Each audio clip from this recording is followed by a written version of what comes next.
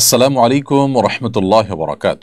আলহামদুলিল্লাহ ওসসালাতু ওয়াসসালামু আলা রাসূলিল্লাহ ওয়া আলা আলিহি ওয়া আসহাবিহি ওয়া মান ওয়ালা, আম্মা বাদ। সুপ্রিয় দর্শক শ্রোতা ভাই বোন, দেশ কিংবা প্রবাস যে যেখান থেকে দেখছেন, আপনাদের সকলকে সাদর আমন্ত্রণ জানাচ্ছি। তার নিলয় লিখেছেন, একজন যোগ্য ইমামের বৈশিষ্ট্য কি কি? একজন যোগ্য ইমামের বৈশিষ্ট্য হলো তিনি প্রথমত আল্লাহর উদ্দেশ্যে, আল্লাহর সন্তুষ্টির উদ্দেশ্যে ইমামতি করবেন। তিনি পার্থিব কোনো বা বস্তুগত কোনো আশা আকাঙ্ক্ষা, বিশেষ করে এটাকে পেট পালার মাধ্যম হিসাবে গ্রহণ করবেন না, এবং এখান থেকে পয়সা কামাই করে ধনী হবেন, ধন সম্পদ গড়ে তুলবেন, এরকম মানসিকতা তার থাকবে না।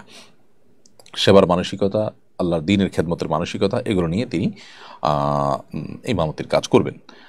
দ্বিতীয়ত, ইমামতি করার ক্ষেত্রে তিনি কোরআন এবং হাদিসের আলোকে মানুষকে পরিচালনা করবেন, মানুষকে দ্বীনি শিক্ষা শিক্ষিত করবেন। একজন ইমাম হিসাবে সমাজের নেতৃত্বের জায়গায় যেন মসজিদ আসতে পারে, তিনি আসতে পারে, সেজন্য তিনি কাজ করবেন। নানাবিধ ভালো কাজে তিনি নিজেকে এবং মসজিদকে এঙ্গেজ করে, এবং মসজিদের, সমাজের প্রাসঙ্গিকতা মসজিদের, এটাকে তিনি প্রতিষ্ঠিত করার চেষ্টা করবেন।